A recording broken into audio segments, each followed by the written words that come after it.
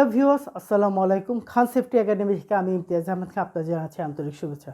যেহেতু আপনারা জানেন খান সেফটি একাডেমি বাংলাদেশের first safety related knowledge sharing channel, যেখানে আমাদের মোটো হচ্ছে নো মোর গ্রো মোর। আমরা আজকে যে টপিকস নিয়ে এখানে আলোচনা করব ওইটা হচ্ছে হ্যাজার্ড আইডেন্টিফিকেশন। হ্যাজার্ড মানে হচ্ছে বিপদ।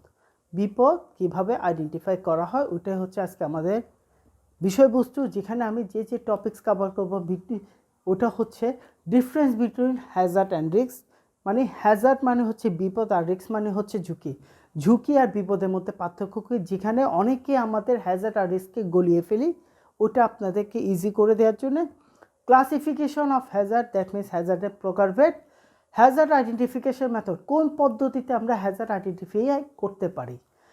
তো হ্যাজার্ড হচ্ছে something with the potential to cause harm, that means এমন কোনো অবস্থা যেটা আমাদেরকে হার্ম করতে পারে, ওটাই হচ্ছে হ্যাজার্ড। আর রিস্ক হচ্ছে the likelihood that a hazard will cause harm in combination with the severity of injury, damage or loss that might forcibly occur. That means হচ্ছে রিস্ক হচ্ছে এমন একটা অবস্থা যেটা হচ্ছে কম্বিনেশন থাকে severity of the injury, damage or loss, আর যেটা আমাদেরকে একটা কনসিকোয়েন্সেসে নিয়ে যেতে পারে। তো এখন হচ্ছে হ্যাজার্ড আইডেন্টিফিকেশন মেথড। সো যদি হ্যাজার্ড আইডেন্টিফিকেশন মেথড বলে আমি 4টা পয়েন্ট আপনাদেরকে মাথায় রাখতে বলবো। একটা হচ্ছে টাস্ক অ্যানালাইসিস, দ্বিতীয়ত হচ্ছে লেজিসলেশন, তৃতীয় হচ্ছে ম্যানুফ্যাকচারার্স ইনফরমেশন, আর চতুর্থটা হচ্ছে ইনসিডেন্ট ডাটা। তার মানে হচ্ছে এখন যদি task analysis, legislation, manufacturers information, incident data, আমি টাস্ক অ্যানালাইসিসটা কীভাবে আমি আইডেন্টিফাই করব বা করা যায় ওটা নিয়ে আমি একটু ব্যাখ্যা দিব।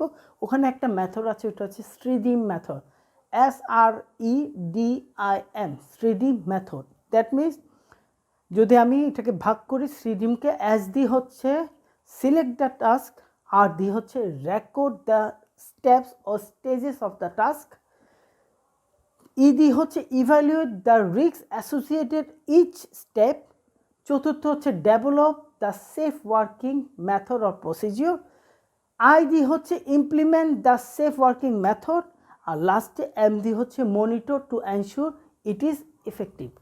দ্যাট মিনস হচ্ছে এস দিয়ে ফার্স্ট একটা টাস্ককে সিলেক্ট করতে হবে, এই টাস্ককে করার জন্য কতগুলো স্টেপ আর স্টেজ আছে ওটাকে রেকর্ড করতে হবে, দেন ইভ্যালুয়েট করতে হবে কি কি রিস্ক আছে এখানে ইনভলভ, দেন প্রত্যেকটা রিস্কের সাথে আপনাদেরকে একটা সেফ ওয়ার্কিং মেথড ডেভেলপ করতে হবে, দেন ওটাকে আইডি ইমপ্লিমেন্ট করতে হবে ওই সেফ ওয়ার্কিং মেথডকে, আর এম দিয়ে মনিটর করতে হবে। দ্যাট মিনস যে ডেভেলপ ওয়ার্কিং প্রসিজিওর আর সেফ ওয়ার্কিং মেথড আছে ওটা ইফেক্টিভ নাকি ইফেক্টিভ না। যে টাস্ক অ্যানালাইসিস আমরা এভাবে করতে পারি ইজিলি। দেন লেজিসলেশন, এই যে অ্যাপ্লিকেবল লস অ্যান্ড রেগুলেশনস আছে, প্রতি বছর আমাদের ল অনুযায়ী হচ্ছে প্রতি বছর আমাদের ইকুইপমেন্টের ক্যালিব্রেশন করতে হবে, লিফটিং ইকুইপমেন্টের ক্যালিব্রেশন করতে হবে, সেফ ওয়ার্কিং লোড বের করতে হবে, এরকম করে যত লেজিসলেশন অ্যাপ্লিকেবল জায়গা আছে, ইন্সপেকশন হোক যত কিছু, ওগুলো আমাদের হ্যাজার্ড আইডেন্টিফিকেশনের একটা মেথডের অংশ।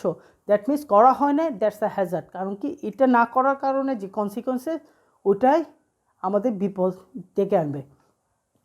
তৃতীয় হচ্ছে ম্যানুফ্যাকচারার্স ইনফরমেশন, যেমন একটা ইকুইপমেন্ট বা মেশিনারিজ আমরা বাই করার পর ওখানে অনেক ধরনের ক্যাটালগ দেওয়া থাকে যে কিভাবে কাজ করবে। যদি ক্যাটালগ অনুযায়ী ফলো আপ না করা হয়, ক্যাটালগ অনুযায়ী এটার মেনটেনেন্স কাজ না করা হয়, ওটাও একটা হ্যাজার্ড। আর যদি আমি কেমিক্যালের ক্ষেত্রে বলি, ওখানেও আমাদের যেমন MSDS আগে বলতো, এখন SDSও অনেক জায়গায় বলে, দোনোটা একই।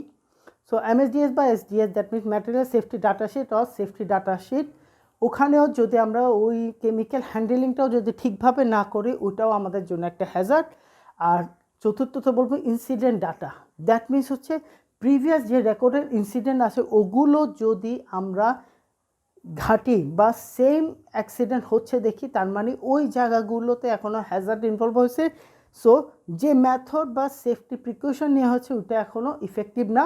সো ওখানেও আমাদের হ্যাজার্ড হিসেবে চিহ্নিত করে ওইটার প্রিকশনগুলো আবার নিতে হবে।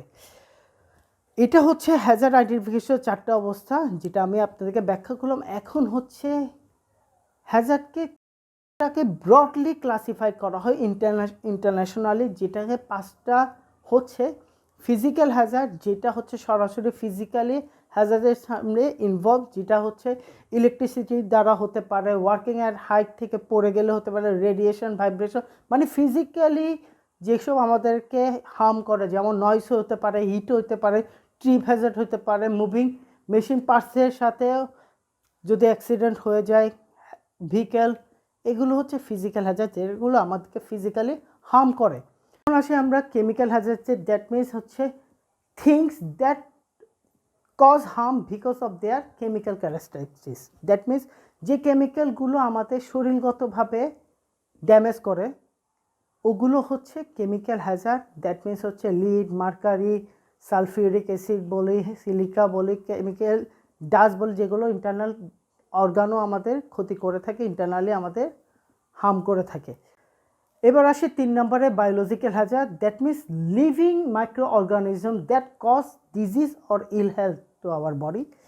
তো এটা কী কী, যেমন আমি বলতে পারি এই যে হ্যাপাটাইটিস বি, এটা একটা ধরনের ভাইরাস, ব্যাকটেরিয়া ভাইরাস, যেমন এই যে আমাদের করোনা সিচুয়েশান, করোনা হচ্ছে কোভিড-19, এটাও একটা ভাইরাস। এগুলোর দ্বারা আমাদের ইলহেলথ আর ডিজিজ যেগুলো হয় ওগুলো হচ্ছে বায়োলজিক্যাল হ্যাজার্ড। এখন আমি বলবো আর্গোনমিক্যাল হ্যাজার্ড, দ্যাট মিনস হচ্ছে কাজের পরিবেশ বা রিপিটেড কোনো কাজ যেটা আমাদের শরীরের গতভাবে আমাদের জয়েন্ট বা ইয়াতে আঘাত করে বা আমাদের হার্ম কজ করে, ওগুলো হচ্ছে আর্গোনমিক্যাল হ্যাজার্ড।